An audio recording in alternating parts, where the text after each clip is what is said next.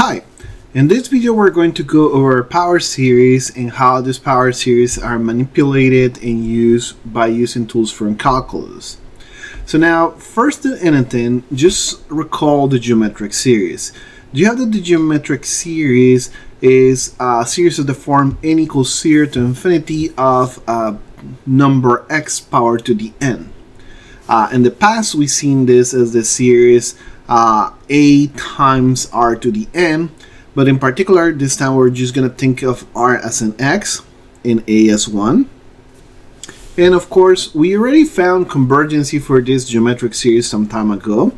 And we just found that for this type of series to be convergent, we need that the absolute value of x needs to be less than 1.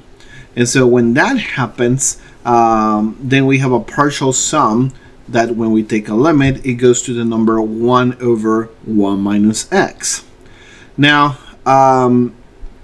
what we're going to do now is we're going to think a little bit backwards, and we're going to think that f of x equals 1 over 1 minus x can be seen then as a power series as long as we are in the interval minus 1 to 1.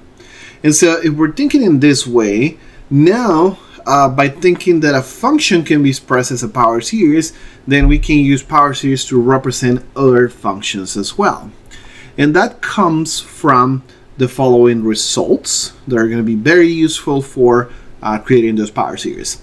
So the first one is the differentiation of power series. So let's assume that you have a power series as usual that is centered around a point A. And so you can see f of x as the series from n equals 0 to infinity of a sequence an, and then multiply by x minus a power to the n. Now in here, this series is going to have a radius of convergency r and an interval of convergence a minus r, a plus r. So what's going to happen is that we're going to be able to take the derivative of the function, and the derivative of the function is going to be the derivative of the series term to term. So as you can see here, if we take the derivative of this polynomial here that we have, if we have a 0 is just a constant, so it's going to disappear. And so our next term is just going to be a1, and now we're going to have 2a2 x minus a, and then plus 3a3 x minus a squared. So as you can see, what we're doing is essentially we're taking the derivative of this polynomial and we're getting that as a series term to term. So the series of the derivative is just going to be the sum of the derivative terms in there. A similar thing is going to happen with the integration. Notice one little detail here is that when we're doing differentiation, we're losing terms on the series. Notice that the original series starts from n equals 0 to infinity, while the derivative starts from n equals 1 to infinity. And if we do a second derivative, then it's going to start from n equals 2, so on and so forth. Now, when we do integration, though, we can, because we also can do integration to find some other functions, then the integration also happens term to term. And so we're going to have a new series now that is going to be the series from n equals 0 to infinity of the sequence times x minus a to the n plus 1 over n plus 1. So we're effectively integrating term to term. So now let's see how some of these things fare with some examples.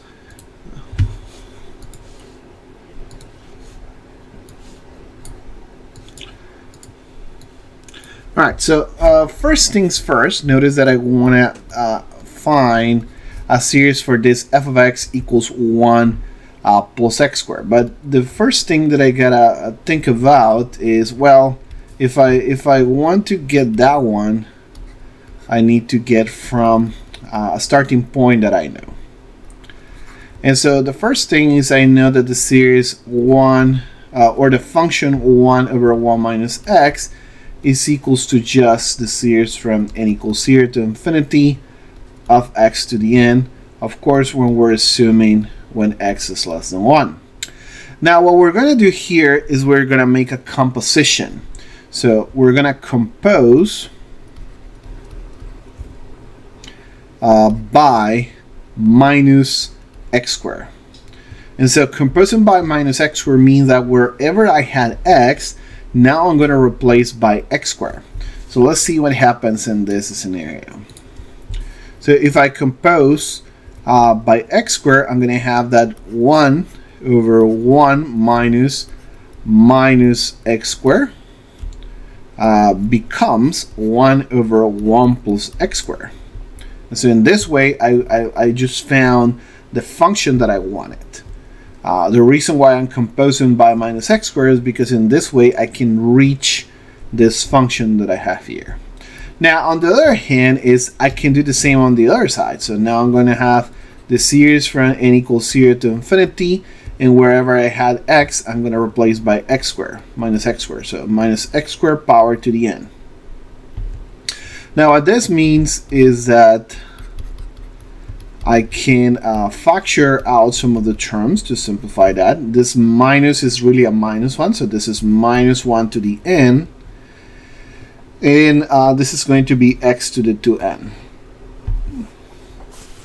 Okay, and so this is my new series that's representing 1 over 1 plus x squared. So now I have a power series, and notice that I compose also here in the interval of convergency. I need to have that minus x squared is less than 1, but this is essentially saying that absolute value of x squared is less than 1, or is just that the absolute value of x is less than 1, really. So it doesn't change my interval of convergency here in any shape or form. Now from this particular, notice that I can find the second example because b, the function b, is f of x equals arctangent of x. Right, so that's the next example in line. But if you remember, arctangent of x has a very interesting relationship with this function here, and is that the derivative of arctangent of x is 1 over 1 plus x squared. So if I integrate arctangent of x, it's just going to be the integral of 1 over 1 plus x squared. And so notice what is happening here. So this is telling me, hey, now if I want to represent arctangent of x, I can simply integrate this series that I just found,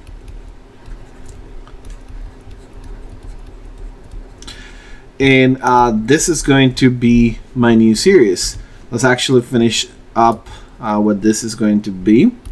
Notice that I can move the integral inside, and the reason why is because when we have power series, this is absolutely convergent.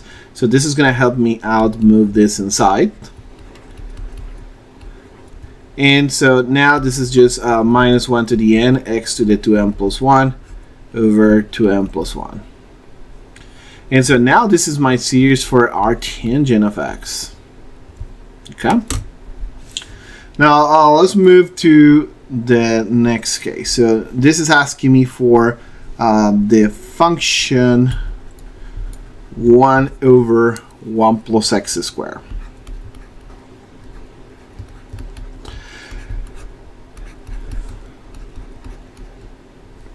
And so this has certain challenges because the issue is that where am I going to get this square? Well, where that's going to come from is from initially, remember that I just have this series. I have the series for an x equals to the n for an n equals 0 to infinity, as long as x is has an absolute value less than 1.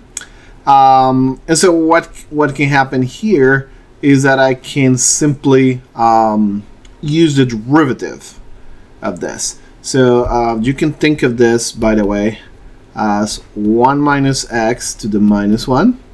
And so if I take derivative of this, this is just going to be minus 1, 1 minus x to the minus 2. And then by the power rule, I'm going to have a minus 1 here that comes out of the chain rule here. of 1 minus x. And that's one side. And on the other side, I'm going to have the derivative of this. So now it's going to be the series from n equals 1 to infinity. And it's going to be n x to the n minus 1. Okay. So let's finish up in here. Now, this means that this minus with this minus is going to cancel out. And I'm going to have 1 minus x squared, 1 over 1 minus x squared, is equals to the series from n equals 1 to infinity of n x to the n minus 1.